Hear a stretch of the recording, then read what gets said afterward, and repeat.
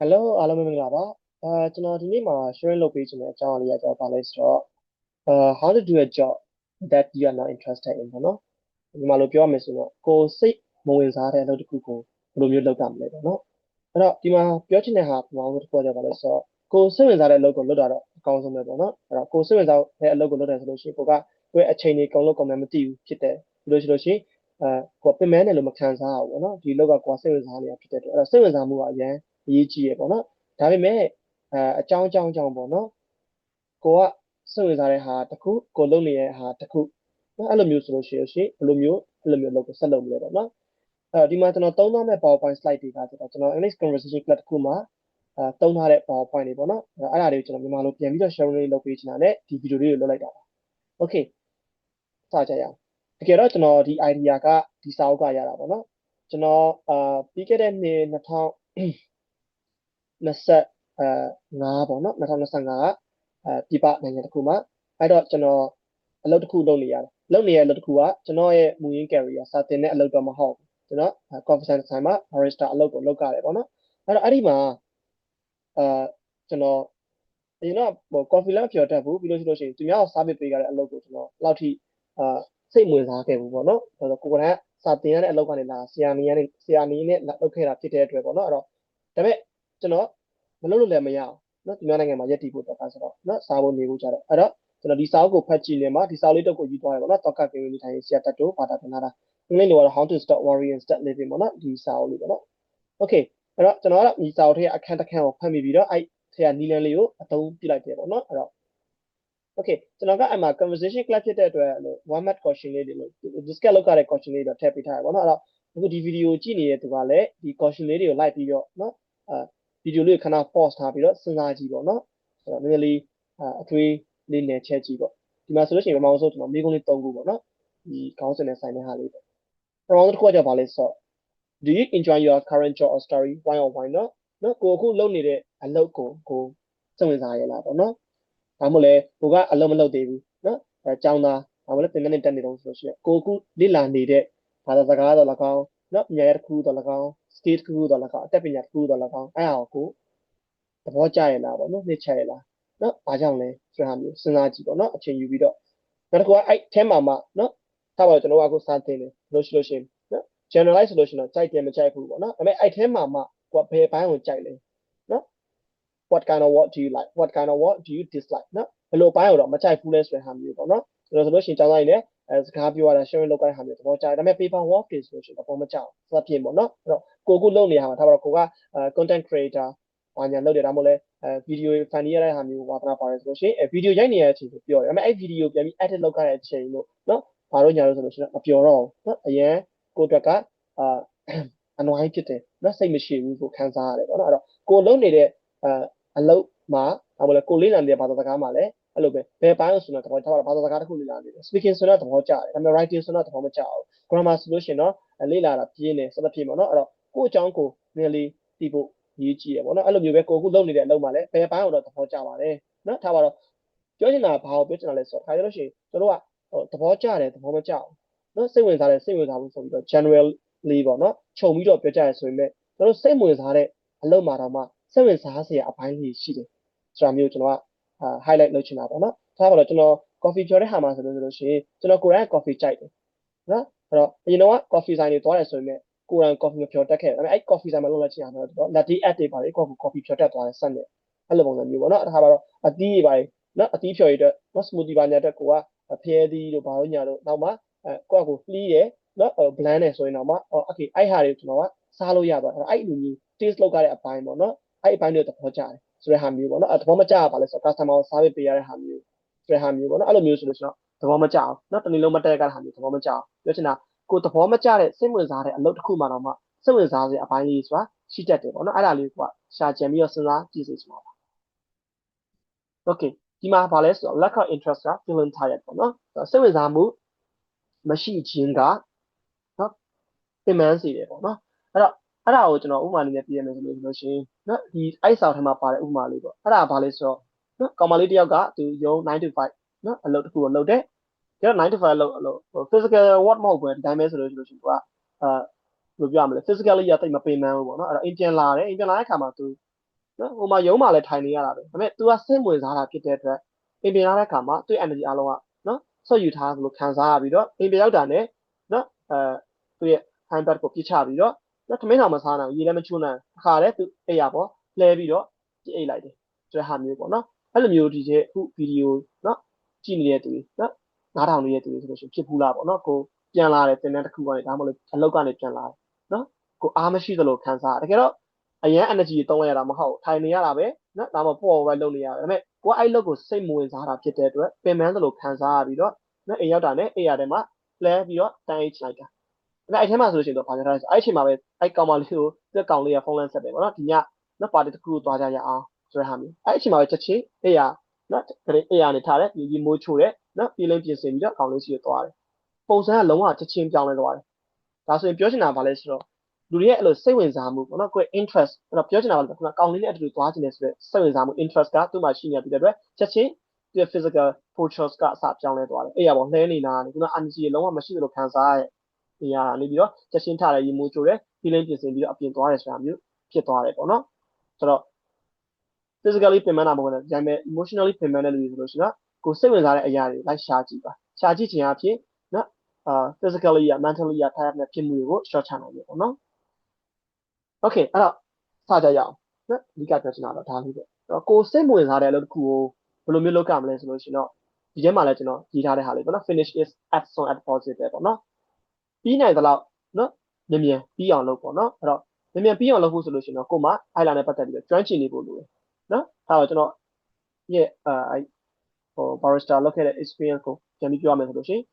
barista ပဲမဲ့လည်းနောက်က smoothie ပါညာအတွက်လည်းကိုကဥစားဖြစ်တာဖြစ်တဲ့အတွက်ကျွန်တော်အသီးတွေကိုကျွန်တော် cat လုပ်တဲ့ဟာမျိုးရှိထားပါတော့ဘဲသီးတို့ပြီးလို့ရှိရင်မုံလာဦးတို့ဆိုတော့အဲ့ဒါတွေကျွန်တော်ကcat လုပ်ကြတယ်အဲ့အချိန်မှာကျွန်တော်ကပထမတော့ကိုကမလီတက်ဖြစ်တဲ့အတွက်ကျန်းကြာတယ်အရန်ကြာတော့ကိုဒီလောက်ကိုစိတ်ဝင်စားပေါ့ဆိုမှပိုကြာတော့ပိုပြီးတော့စိတ်ကအနွိုင်းဖြစ်တယ်ဒါပေမဲ့နောက်ပိုင်းကျတော့ရှင်ဘယ်လိုမျိုးလိရလဲဆိုတာမျိုးဒီများတွေ senior တွေ manager တွေလောက်ကြတဲ့ဟာမျိုးသိထားတယ်ဒီညကဒီလိုစလိရပါလားဒါဟောဒီလိုကန်ရပါလား coffee ပြောလဲဆိုလို့ရှိရင်လည်း okay ဒီလိုမျိုးဆိုလို့ရှိရင်တော့ customer ကြားရချင်ဆို coffee နှစ်ခွက်ကိုဒီလိုမျိုးထားလို့ရပါလားဘယ်အောင်အရင်လောက်ကမှာပါလားအဲ့လိုမျိုးလေ့လာရင်နဲ့ဘာဖြစ်သွားလဲဆိုတော့ skillful ဖြစ်လာတယ် skillful ဖြစ်တော့ဘာဖြစ်ဆိုတော့မြန်ဆန်ပြီးသွားတယ်မြန်ဆန်ပြီးတော့လို့ဆရာလုံးမရှိတဲ့အခါမှာအနားရတယ်ပေါ့နော်အဲ့တော့ပြောချင်တာကကိုစိတ်ဝင်စားတဲ့လုပ်တစ်ခုကိုလုပ်ပြီးဆိုလို့ရှိရင်တော့မြန်ပြီးအောင်လုပ်ပေါ့မြန်ပြီးအောင်လုပ်ဖို့အတွက်ကကျတော့ skillful ကျွမ်းကျင်နေမှာပဲရမယ်ပေါ့နော်ဆိုတော့ဒီမှာဆိုလို့ရှိရင်ကိုကမကျွမ်းကျင်ဘူးဆိုလို့ရှိရင်မပြောတော့မပြောဘာဖြစ်သွားလဲဆိုတော့စိတ်ကလို့ကတိကောက်ဖြစ်တယ် frustrated ဖြစ်တယ်စိတ်ကတိကောက်ဖြစ်တယ်ဆိုလို့ရှိရင်ဆက်မလုပ်ချင်တော့အဲ့ဒါကအလုံးမမဟုတ်ဘာသာစကားလဲလို့ပဲမကျွမ်းကျင်ဘူးဆိုလို့ရှိရင်မ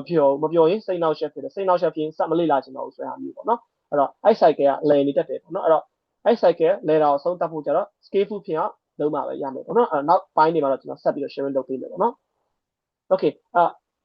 ဒါကကျွန်တော် conversation ကလည်းပြောခဲ့တယ်ပေါ့နော် conversation class ကဟာလေးကိုနော်ယူလာတာဖြစ်တဲ့အတွက်မိကုန်းလေးတော့ရှိတယ်ပေါ့နော်အဲ့တော့ခဏလောက်ဗီဒီယိုလေးကို pause ပေးပြီးတော့မိကုန်းလေးကိုနော်ဘာကိုအတွေးပွားကြည့်စဉ်းစားကြည့်ပေါ့နော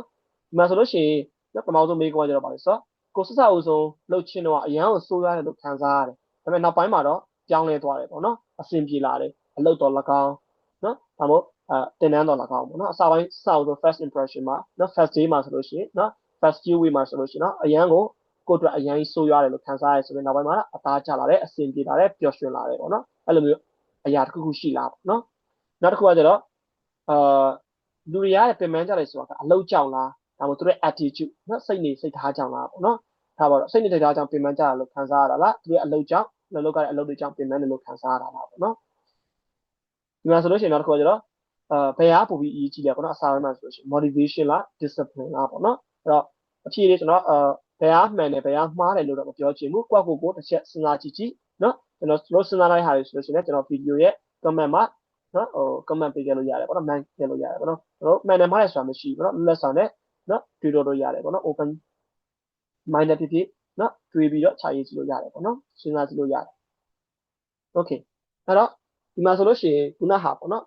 ဟောဆက်ရမယ်ဆိုလို့ရှိရင်စိတ်ဝင်စားတဲ့အလုပ်ကိုဘယ်လိုလုပ်မလဲဆိုရင်စိတ်ဝင်စားတဲ့အလုပ်ကိုမြန်ပြီးအောင်လုပ်မယ်မြန်ပြီးအောင်လုပ်ဖို့အတွက်ဆိုလို့ရှိရင်ကျွမ်းကျင်မှရမယ်အဲ့တော့ကျွမ်းကျင်ဖို့အတွက်ဆိုရင်နှစ်ခုလိုတယ်အဲ့ဒါဘာလဲဆိုတော့မှန်ကန်တဲ့နည်းလမ်းကိုရှာဖို့လိုတယ်နောက်တစ်ခုကအဲ့မှန်ကန်တဲ့နည်းလမ်းကိုတက်ခါ practice လုပ်ဖို့လိုတယ်လေ့ကျင့်ဖို့လိုတယ်အဲ့တော့ကျွန်တော်ဆိုလို့ရှိရင်ကထားပါတော့ coffee ဖြော်တဲ့ဟာမျိုးဆိုလို့ရှိရင် okay coffee ဘယ်လိုဖြော်ရလဲ milk ကိုဘယ်လို steam လုပ်ကြလဲလက်တရက်ဘယ်လိုပုံဖော်ရလဲနော်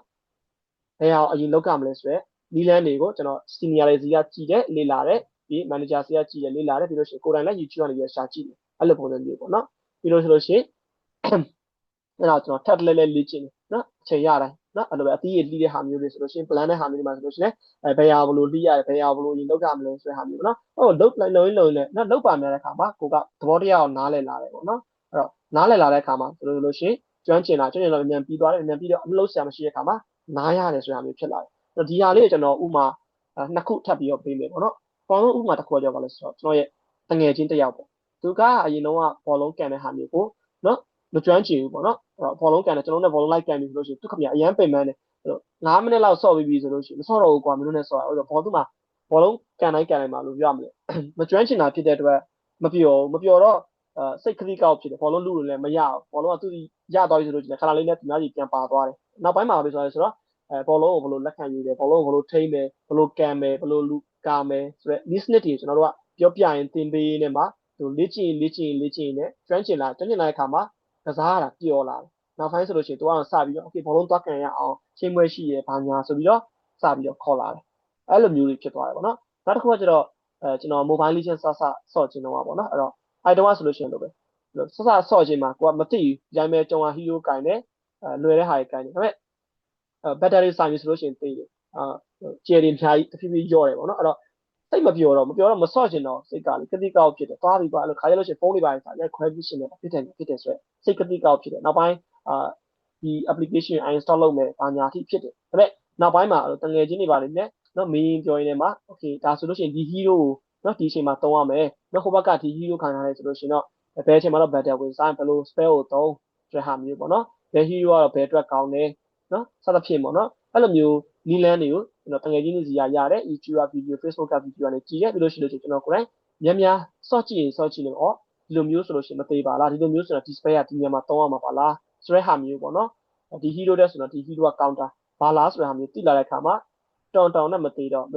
ြပြနဲ့စော်ရင်နဲ့ enjoy ဖြစ်လာတယ်ပျော်လာတယ်ဆိုတဲ့ဟာမျိုးပေါ့နော်ဒါကတော့ကျွန်တော် example လေးနဲ့ပြပြတာပေါ့နော်အဲ့တော့ဒီ video တစ်ခုလုံးမှာကျွန်တော်ပြောနေတာအရင်များတယ်ဆိုရင်အဓိကသိရမယ့်ဟာပါလဲဆိုတော့ကိုမကျွမ်းကျင်တဲ့အလုပ်ကို sorry ကိုစိတ်ဝင်စားတဲ့အလုပ်ကိုဘယ်လိုမျိုးလုပ်ရမလဲဆိုရင်မြန်ပြီးအောင်လုပ်မြန်ပြီးဖို့အတွက်ကဒီတိုင်းတော့မြန်ပြီးမှာမဟုတ်ကျွမ်းကျင်မှာပဲပြီးမှာကျွမ်းကျင်ဖို့အတွက်ဆိုရင်ဘာလုပ်ရမလဲဆိုတော့နီလန်းအမှန်ကိုရှာနော်နီလန်းအမှန်ကိုကိုယ့်ရဲ့တငယ်ချင်းတွေလုပ်ဖို့ကင်ဘက်တွေ senior တွေ manager တွေဒီကိုတိုင်းကလည်းအခုဒီဘက် case ဆိုလို့ရှိရင် ChatGPT တို့ဘာလို့ညာတို့နော် AI ကိုမေး Google ကိုမေးစာအုပ်တွေဖတ်လေ့လာနော်နောက်တစ်ခုကကျတော့ရလာပြီဆိုလို့ရှိရင်ရလာတဲ့ဟာကိုလေ့ကျင့်ပေါ့နော်အဲ့တော့ knowledge နဲ့ skill ပေါ့နော် knowledge ကိုရအောင်စုဆောင်နော်ဒီလန်းတွေကိုစုဆောင်ပြီးလို့ရှိရင်ရတဲ့ knowledge ကိုထပ်ခါလေ့ကျင့်ခြင်းအဖြစ်ကျွန်တော်တို့ skillful ဖြစ်လာလိမ့်မယ် skillful ဖြစ်လာမယ်ဆိုလို့ရှိရင်ကျွန်တော်တို့အလုပ်တွေကနော်စိတ်ဝင်စားပြီးမှလည်းအလုပ်ကတာအဆင်ပြေလာလိမ့်မယ်ပေါ့နော် okay အဲ့တော့ကျွန်တော်ဒီနေ့ဗီဒီယိုမှာနောက်ဆုံးပေးချင်တဲ့ message ကတော့ကိုယ်လုပ်နေတဲ့အလုပ်တစ်ခုကိုနော်အကြောင်းကြောင့်နော်ငွေကြေးကြောင့်တော့၎င်းမိသားစုကြောင့်တော့၎င်းနော်ကျန်တဲ့နော်အခြေအနေကြောင့်မပြောင်းနိုင်ဘူးဆိုလို့ရှိရင် change the way you do it ကိုလုပ်နေတဲ့အလုပ်နော်နီလန်းလေးကိုပြောင်းကြည့်ပေါ့နော်ဘယ်လိုပြောင်းရမလဲဆိုတော့ဒီက video message ကတော့မြန်ပြီးအောင်လုပ်နော်မြန်ပြီးအောင်လုပ်ဖို့အတွက်ဆိုလို့ရှိရင်နော်ဖြစ်နဲ့အဆင်ပြေလာလိမ့်မယ်ပေါ့နော် okay ဒါကတော့ကျွန်တော် club မှာထည့်ထားတဲ့ thought provoking question ပေါ့နော်အတွေးပွားစရာမိကုံးလေး3ခုပေါ့နော်အဲ့တော့ကျွန်တော်ဒီနေ့ဒီ video လေးဒီမိကုံးလေး3ခုနဲ့အဆုံးသတ်ချင်ပါတယ်အဲ့တော့ဒီ video ကြည့်နေတဲ့စဉ်းစားလို့ရအောင်အဲ့ဒါဘာလဲဆိုတော့ကိုသဘောမကျခဲ့တဲ့အလုပ်တစ်ခုမှာအဲ့လိုနေခဲ့ဘူးလားပေါ့နော်ဘာကြောင့်ဆက်နေခဲ့တာလဲဆိုတဲ့ဟာမျိုးပေါ့နော်ခုနကလိုကျွန်တော် factor တွေစဉ်းစားကြည့်လို့ရအောင်ပေါ့နော် financial ကြောင့်လားမိသားစုကြောင့်လားတစ်စုံတစ်ယောက်ကြောင့်လားဒါမှမဟုတ် contract ကြောင့်လားနော်နောက်တစ်ခုကကျတော့ကျွန်တော်တို့တွေကပေါ့နော် can someone learn to love a job without practice နော်ကိုလုပ်တစ်ခုကိုချစ်တတ်ဖို့ဆိုတာကိုနော်လေ့ကျင့်ရင်လည်းနော်ကျွမ်းကျင်လာတဲ့အခါမှာဒီလုပ်ကိုကျွန်တော်ကချစ်လာနိုင်လားသဘောကျလာနိုင်လားပေါ့နော်အဲ့တော့မကျွမ်းကျင်ရင်ဒီလုပ်ကတော့မပြောဘူးဒါပေမဲ့ကျွမ်းကျင်လာရင်ဒီလုပ်ကတော့ပျော်လာနိုင်လားပေါ့နော်ပျော်ဖို့အတွက်ဟောတည်ယူနိုင်လားပေါ့နော်ဒါကတော့စဉ်းစားဖို့အတွက်ပါနောက်ဆုံးတစ်ခုကကျတော့ဗာလဲဆိုတော့ကိုအခုအလုပ်မှာကိုခုလုပ်နေတဲ့ current job မှာဒါနော်ကိုကကျွမ်းကျင်တဲ့နော်အနေထားတစ်ခုကိုရောက်လာပြီး expert တယောက်ဖြစ်လာပြီဆိုလို့ရှိရင်ပို့ပြီးတော့ပျော်လာမယ်လို့ထင်လားပေါ့နော်အဲ့တော့ကျွမ်းကျင်မှုနဲ့ပျော်ရွှင်မှုကအဲ့လိုမျိုးချိုးကြမယ်လို့ထင်လားပေါ့နော်ဒါလေးတွေကတော့ကျွန်တော်စဉ်းစားစရာမိကုံးလေးတွေပါ okay ဒါဆိုလို့ရှိရင်တော့ကျွန်တော်ရဲ့ဒီဗီဒီယိုလေးကကိုလုပ်နေတဲ့လုပ်တစ်ခုမှာနော်ကိုစိတ်ဝင်စားတဲ့လုပ်တစ်ခုမှာဘယ်လိုမျိုး လောက်ကမလဲဆိုလို့ရှိရင်မြန်ပြီးအောင်လုပ်မြန်ပြီးလို့ဆိုလို့ရှိရင်ကျွမ်းကျင်မှရမယ်ကျွမ်းကျင်ဖို့ဆိုလို့ရှိရင်နီလန်းမှန်နဲ့မြန်လေ့ကျင့်မှရမယ်ပေါ့နော်ဒီကြားမှာလည်းကျွန်တော်မိကုန်းလေးထပ်ပြီးသားဖြစ်တဲ့ကျွန်တော်အချုပ်မိကုန်းလေးဖြည့်ပေးခြင်းနဲ့စဉ်းစားခြင်းနဲ့နော်ဝင်ပြီးတော့ဆွေးနွေးခြင်းနဲ့ဆိုလို့ရှိရင်ဒီဗီဒီယိုလေးရဲ့ comment မှာဝင်ရောက်ဆွေးနွေးကြလို့ရပါတယ်ကျွန်တော်ဗီဒီယိုလေးကအဆုံးထိအကျိုးရှိမယ်လို့ပြောလိုက်ပါတယ်အဆုံးထိကြည့်ပေးတဲ့အတွက် thank you ပါ